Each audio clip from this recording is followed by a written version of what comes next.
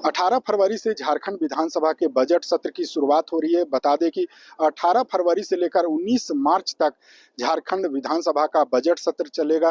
देखिए, ये झारखंड विधानसभा का परिसर है और ये नॉर्थ पोर्टिको है, जहां पर 18 फरवरी से झारखंड के 81 अलग-अलग विधानसभा क्षेत्र के जो जनप्रतिनिधि हैं, उनका जुटान होगा। सभी सत्र में शामिल होने के लिए पहुंचेंगे। और बता दें कि पहले दिन यानी 18 फरवरी को राज्यपाल संतोष गंगवार का अभिभाषण होगा।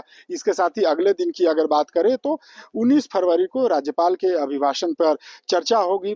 इसके साथ ही अगर बता दें कि इस पूरे बजट सत्र में अगर खास वो दिन होने जा रहा है जिसका झारखंड के लोगों को इंतजार है, वो है 24 फरवरी का दिन।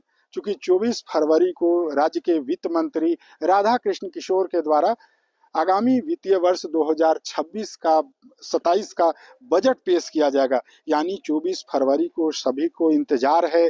और इस बार की अगर बात करें, जो अब तक जानकारी निकल कर आ रही है कि पिछले बार की तुलना में, यानी पिछला जो वित्तीय वर्ष था 2025-26, उसकी तुलना में इस बार का जो बजट का आकार होगा उसमें 8 से 10% की वृद्धि होगी।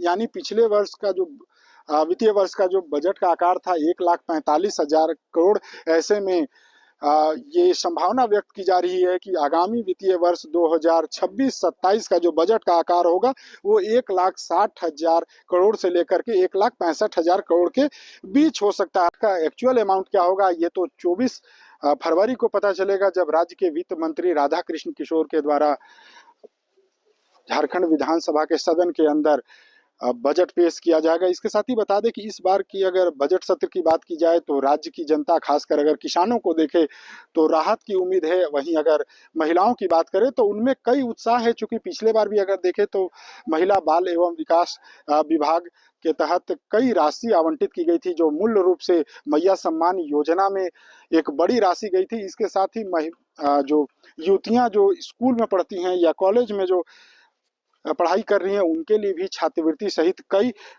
चीज़ों को सरकार के द्वारा दिया गया था। ऐसे में इस बार की अगर बात करें तो खास करके जो युवा वर्ग हैं, जो व्यापारी हैं या जो किसान वर्ग है, वो टकटकी लगाकर देख रहे हैं कि इस बार का जो बजट सत्र है वो कितना उनके लिए खास होने जा रहा है।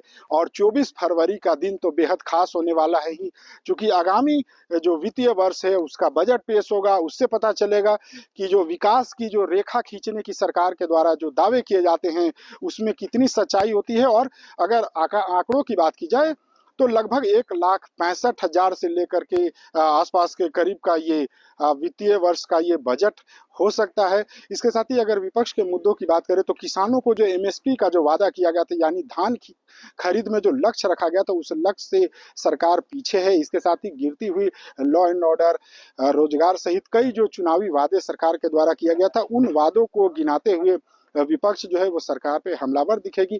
वहीं सरकार की अगर बात की जाए तो केंद्र की तरफ से जो सहयोग नहीं मिलने की बात लगातार सत्ता पक्ष के द्वारा ये कहा जाता है कि केंद्र के द्वारा भेदभाव किया जाता है। तो कह सकते हैं कि इस बार का जो बजट सत्र होगा काफी हंगामेदार होगा। हालांकि राज्य की जनता, युवाओं की बात हो, महिलाओं की बात हो, किसानों की बात हो, हर कोई टकटकी लगाकर देख रहा है कि शायद इस बार का जो बजट हो हमारे लिए कुछ अच्छा हो। हमारे द्वारा जो चुने हुए जनप्रतिनिधि वो हमारे लिए, हमारी उन्नति की बात करें, हमारे विकास की बात करें, और राज्य में जो लॉ एंड ऑर्डर कैसे बेहतर हो, इंफ्रास्ट्रक्चर डेवलपमेंट हो, इन तमाम मुद्दों पर सार्थक बहस हो। अब देखना होगा कि इस बार का जो बजट सत्र है वो हंगामे की भेंट चढ़ता है या वाकई राज्य के विकास के लिए एक सार्थक लकीर खींच पाती है।